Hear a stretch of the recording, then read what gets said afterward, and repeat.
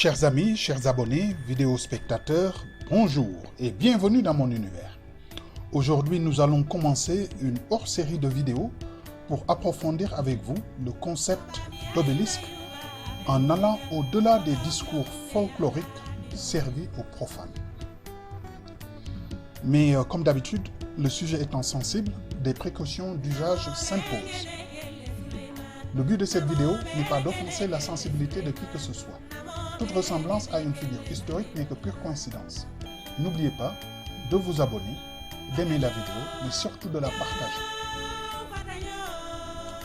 Nous allons rapidement faire un petit tour des généralités, histoire de présenter quelques courants de pensée concernant les obélisques pour mieux cerner leur rôle.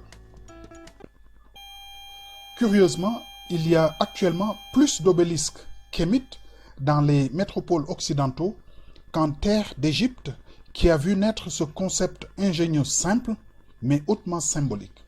Aujourd'hui, il est extrêmement rare d'entrer dans une grande capitale occidentale sans y trouver un objet antique kémite et particulièrement un obélisque égyptien. Nous voyons ici quelques exemples d'obélisques très célèbres. De par son énergie, son symbolisme, mal compris pour la plupart des Occidentaux, et de par sa durabilité, son aspect éternel, le concept d'obélisque finira par être détourné pour devenir presque exclusivement un objet lié à la mort ou un objet de consignation de la mémoire historique. Ainsi, si une ville n'a pas eu la chance de bénéficier des obélisques volés, ou n'a pas eu la chance aussi de le recevoir en cadeau, alors les autorités en font construire un. On voit bien sur la photo quelques obélisques issus d'une construction maçonnique d'assemblage de briques, comme si la technologie contemporaine ne sait pas tailler un obélisque d'un seul bloc de granit rouge. Ces méga aiguilles mystérieuses ont fait aussi couler beaucoup d'encre dans beaucoup de domaines en inspirant des tonnes d'auteurs. Vous avez sans doute remarqué ce vide. En fait, c'est la place réservée à ma prochaine publication grâce à vos soutiens de tout genre. Je vous remercie d'avance et vous invite à participer à sa réalisation. Nous voyons ici, au centre de la place de Saint-Pierre, au Vatican, l'un des obélisques les plus célèbres, parce que étant visité par des millions et des millions de pèlerins. La question qu'il faut se poser est, y a-t-il un lien entre obélisque, ce bloc de pierre, et l'apôtre dont le nom signifie pierre, le rocher ou le roc? Nous voyons la statue de ce personnage qui tient les clés dans sa main droite et dont l'index montre ou semble montrer une direction. Il aurait reçu les clés des cieux du Christ et nous voyons ici les clés en or et en argent pour ouvrir les portes des cieux. Paraît-il que ce personnage biblique a été crucifié dans ses environs, mais cette fois-ci la tête en bas. Dans le récit biblique aussi, c'est lui qui aura renié par 3 fois le Christ avant les chants des coqs. À la question « Pourquoi un obélisque au centre de cette place ?», la réponse est souvent « C'est un marqueur de temps ou un indicateur de date. » Soit, des choses peuvent avoir plusieurs utilisations. Mais nous essayerons d'y voir beaucoup plus clair dans les vidéos à venir. L'obélisque Mania n'a pas épargné l'islam aussi. On voit ici les pèlerins du Hajj en train de lapider un obélisque qui, paraît-il, symbolise Shaitan.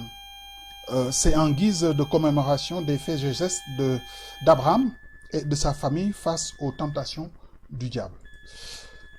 Mais tout récemment, l'obélisque a été remplacé par les pieds du pont qui vient d'être construit sur ce lieu. Hein? Au moins, les pèlerins sont sous l'ombre et en plus, ils ont plus de surface pour ne pas rater leur cible, Shaitan, en lui jetant les 7 pierres de lapidation. Hein? Ce qui peut être interprété comme quoi l'obélisque n'est pas un symbole du diable Shaitan. D'ailleurs, pour marquer la place où le prophète de l'islam a tenu son dernier sermon au mont Arafat, hein, l'État saoudien y a érigé un obélisque qui culmine. Hein. Donc, l'obélisque jouirait plutôt d'un rôle de pinpointer d'un lieu. Maintenant, nous allons aborder quelques définitions pour cerner certaines visions dominantes sur le sujet, en commençant par celle gréco-romaine avec le dictionnaire étymologique des mots français dérivés du grec. Monsieur Morin nous dit « Obélisque, espèce de pyramide étroite et longue qu'on élève dans une place pour servir de monument public, obéliscos, qui signifie proprement brochette, dérivé d'obélos qui signifie broche, parce que l'obélisque est terminé en pointe comme une broche. » Nous avons une seconde définition qui vient compléter la première, et cette fois-ci de la part de M. Leclan, dans Encyclopædia Universalis. Leclan nous dit « Tirant son nom d'un mot grec signifiant broche, l'obélisque est une survivance du culte préhistorique des pierres dressées, c'est-à-dire les bétiles. Au cours de l'Ancien Empire égyptien, sous la 5e dynastie, les temples solaires d'Abou-Sir présentaient des dispositifs construits en blocs ajustés, se dressant en pointe sur un socle élevé dans une cour à ciel ouvert. Le soleil se levait sur la pointe d'un tel bemben et caressait de ses rayons les offrandes déposées sur l'autel placé en avant. Je pense que là, on n'a pas besoin de faire plus de commentaires. Je pense que tout est clair. Cependant, peut-être que M. Leclan, en parlant des dispositifs construits en blocs ajustés, pensait à la ville du pilier nommée Iounou par les Kemtiou. Pour ce qui est du nom, dont on voit ici la translittération hiéroglyphique, nous avons donc le déterminatif qui est un indicateur de lieu. Nous avons ici la vase qui contient de l'eau qui donne le son nous. Et nous avons ici un pilier qui est un tout petit peu spécifique puisque c'est un pilier, nous dit-on, qui a un téton. Alors, pour ceux qui ne sont pas très techniques, en fait, quand on est dans une situation où il faudra assembler 2 pièces, très souvent, il est utilisé cette technique où nous avons sur une pièce une partie saillante qui s'appelle téton et sur l'autre pièce ou dans l'autre pièce, nous avons un creux qui s'appelle mortaise. Et les deux, quand on les emboîte, nous avons un assemblage selon notre goût, d'un assemblage libre jusqu'à un assemblage serré. Voilà, c'est ça en fait le rôle du téton. Et nous voyons ici le pilier qui est séparé au moins en 2 parties, ne parlant même pas du téton. Alors, les Grecs appelaient cette ville Héliopolis, c'est-à-dire la ville du soleil. Les Hébreux disaient On, donc qui signifie lumière ou soleil, tandis que les Arabes vont l'appeler Ain Esh Shams, c'est-à-dire l'œil du soleil. Donc nous voyons bien que cette ville du pilier est liée au culte du soleil. En tout cas, c'est la ville de la lumière.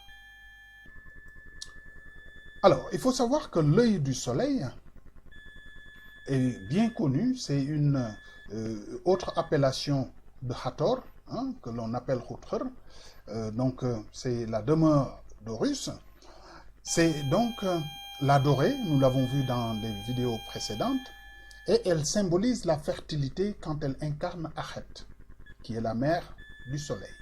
Mais aussi, elle symbolise la puissance destructive quand elle revêt les traits de caractère de la lionne Sekhmet, donc à l'image du rayon du soleil. Hein, on peut bien bronzer sous le soleil, mais on peut aussi piquer des brûlures de soleil.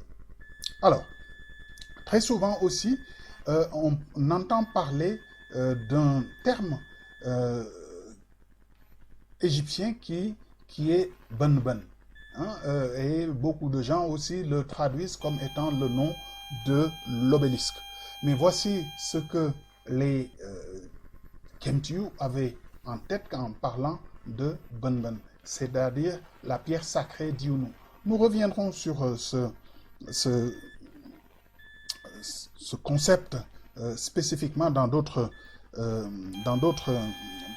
vidéos, mais pour le moment, il faut tout simplement retenir que le Ben, tel que connu dans les textes d'Iounou, désignait la pierre sacrée du temple solaire d'Héliopolis. La légende raconte que le Ben est le tertre qui émergea du Noun, c'est-à-dire des eaux primordiales sur lesquelles le soleil apparut pour la première fois. Voilà, pour le moment, c'est tout ce dont nous avons besoin et nous allons développer ce principe-là un peu plus tard. Alors, il faut savoir que on nous suggère que beaucoup de noms ou de mots sont liés au Ben, hein, comme par exemple le verbe ouben, hein, qui veut dire se lever ou briller. Mais nous avons aussi le terme benou, hein, qui est l'âme de Ra, donc le héron cendré ou le phénix, hein, qui va se renaître de ses cendres. Et nous avons aussi Nebou, qui est l'or, mais nous avons un autre mot qui est le Bnun, hein, avec deux N, mais qui veut dire éjaculer, érection, refouler, et c'est un mot qui nous sera familier sous peu de temps. Pour le moment, j'en dis pas plus. Alors, maintenant, nous allons voir ce que nous disent les Arabes. Le docteur Louis Moreri nous rapporte dans son grand dictionnaire historique quelques éléments de réponse en ces termes.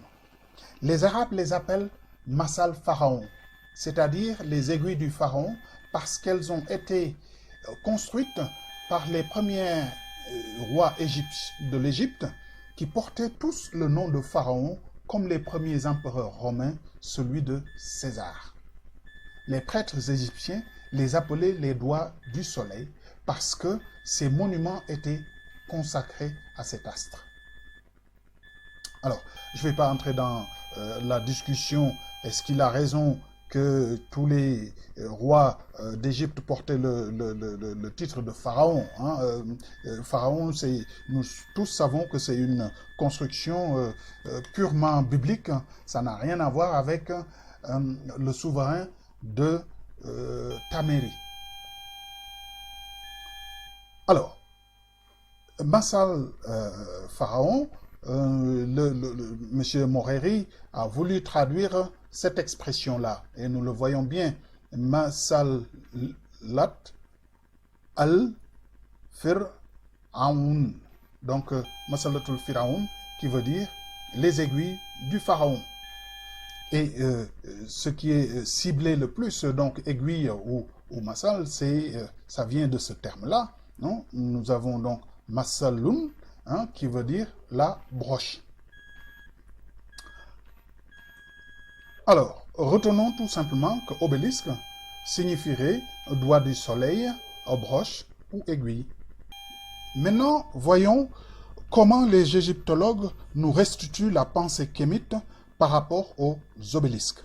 Alors, je vais faire une synthèse très condensée pour gagner du temps. Alors, un obélisque. Il symbolise un rayon de soleil pétrifié. Il est réputé relier le ciel à la terre. Rappelez-vous, la terre est personnifiée par Geb, le ciel est personnifié par Nout, et au fait du hasard, Nout et Geb sont mariés. Donc, qui est-ce qui relie le ciel à la terre? Je vous laisse deviner. C'est une colonne dressée, quadrangulaire, très effilée, d'une composition monolithique en granit rouge de Sienne, c'est-à-dire d'Assouan, finissant en pointe recouverte d'électromes, c'est-à-dire un alliage métallique entre d'or et d'argent, et rempli de tous les côtés de caractères hiéroglyphiques. Les obélisques kémites sont souvent érigés en jumeaux devant les temples.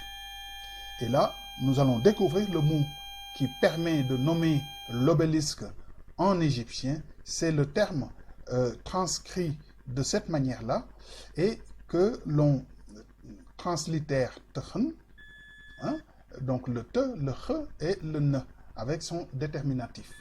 Il faut savoir que c'est un élément que l'on voit ici qui est composé de 3 parties. La première partie, c'est la base ou le socle, hein, que l'on nomme souvent P.